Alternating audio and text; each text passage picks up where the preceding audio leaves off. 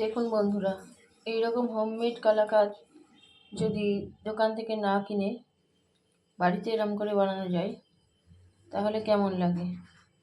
তাহলে চলুন আজকে রেসিপিটা আপনাদের সঙ্গে শেয়ার করি, কীভাবে বাড়িতে দোকানের মতো কি দোকানের থেকেও সুন্দর স্বাদে কালাকাঁদ বানানো যায়। নমস্কার বন্ধুরা, আজকে ফিরে এসেছি আর একটি নতুন রেসিপি নিয়ে। প্রতিদিনই তো নুন ঝালের রান্না দেখায়, তা ভাবলাম আজকে একটু মিষ্টি জাতীয় কিছু বানাই।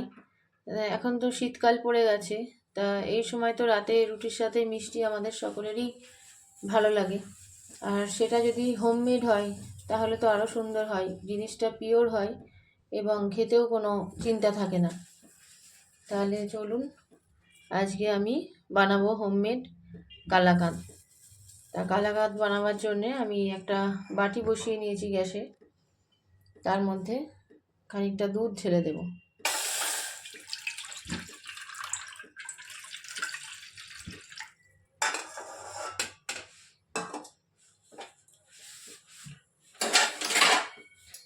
দুধটা ভালো করে জাল দিয়ে নেব।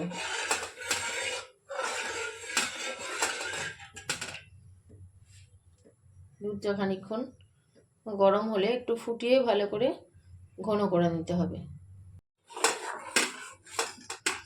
দুধটা ফুটে উঠেছে, খানিকক্ষণ ধরে ফুটিয়ে নেওয়া হয়েছে। এবার এদিকে আমি কি করব, খানিকটা চিনি নিয়ে নিয়েছি। চিনিটা আগে মিক্সিতে গুঁড়ো করে নেব ভালো করে। এই যে চিনিটা গুঁড়ো হয়ে গেল, এবার এর মধ্যে আমি দিয়ে দেব এই যে ছানাটা নিয়েছি, ঘরে দুধে কাটানোর যে ছানাটা, সেই ছানাটা এখানে ভালো করে চটকে নিতে হবে।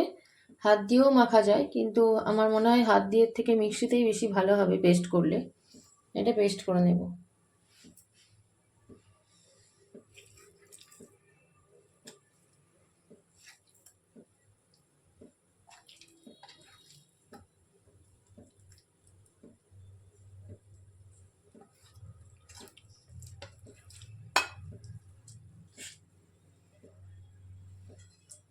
যতটা এটা মিহি করা যাবে ততই খেতে সুন্দর হবে কালাকাঁদটা।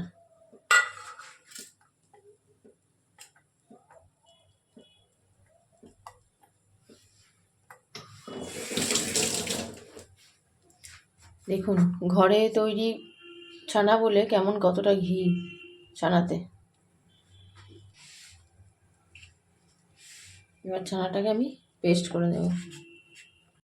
এই যে ছানাটা পেস্ট করা হয়ে গেছে, এই রকম হয়েছে। এবার আমি এর মধ্যে দিয়ে দেব আমুল দুধ। আমুল দুধ ভালো করে এটাতে মিশিয়ে দেব।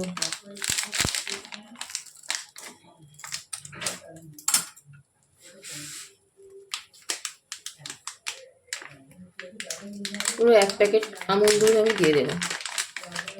আর এখানে একটা কথা বলে রাখি, আমি চিনি মেশালাম। আপনারা যদি মনে করেন চিনির পরিবর্তে কনডেন্সড মিল্কও মেশাতে পারেন, তাহলে জিনিসটা খেতে আরও টেস্টি হবে, ঘন হবে, আর মিষ্টির স্বাদটাও আসবে, অথচ চিনিটা দিতে হবে না। কিন্তু আমি এখানে কনডেন্সড মিল্ক আর ইউজ করিনি, আমি এখানে চিনি ইউজ করেছি।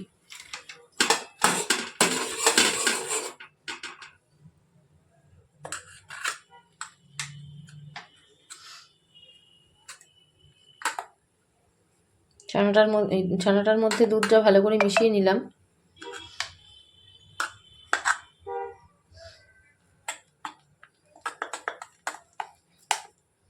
না হলে গরম দুধে দিলে, গরম দুধের মধ্যে যদি এই আমুল দুধটা ভালো করে না মিশিয়ে দিই, ওটা ডেলা পাকিয়ে যাবে। সেই জন্য আমি ভালো করে ছানাটার মধ্যে দুধটা দিয়ে মিশিয়ে নিচ্ছি।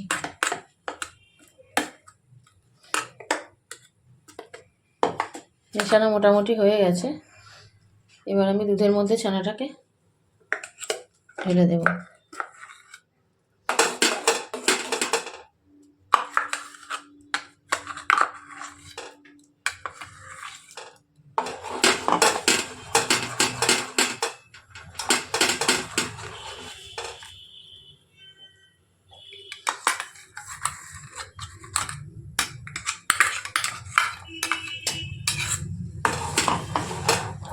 ভালো করে একটু ঘন না হওয়া পর্যন্ত ফুটিয়ে নিতে হবে। এই যে ফুটে ফুটে এই পর্যায়ে চলে এসছে, আর একটুখানি ঘন করে নেব, তাহলে আমাদের হয়ে যাবে কালাকাঁদ রেডি।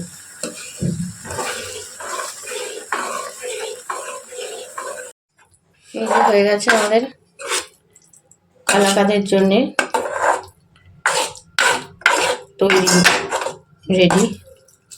এবার এটাকে একটা পাত্রে ছেড়ে নেব। একটা চৌকো বাক্সে হলেই ভালো হয়, তা আমি এখানে একটা ডিশেই ঢালছি।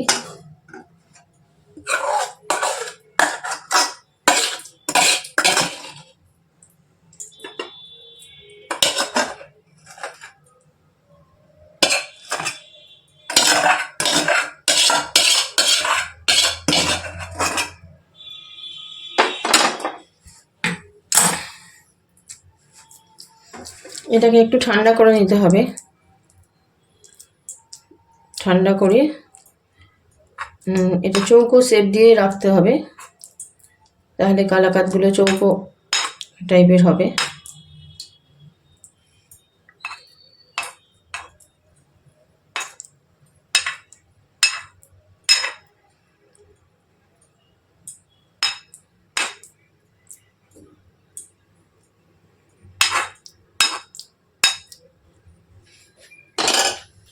ব্যাস হয়ে গেল আমাদের কালাকাঁদ রেডি। এটা খানিকক্ষণ ঠান্ডা করে নেব, দিয়ে একটু ফ্রিজে রেখে তারপরে কাটতে হবে, তাহলে জিনিসটা জমে যাবে।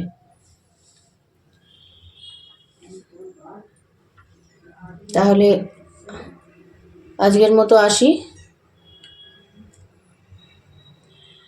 এটা ঠান্ডা হওয়ার পর কেটে নিয়ে দেখাবো। তাহলে পরে ফিরে আসবো আবার একটা নতুন রেসিপি নিয়ে। ততক্ষণের জন্যে টাটা, বাই বাই।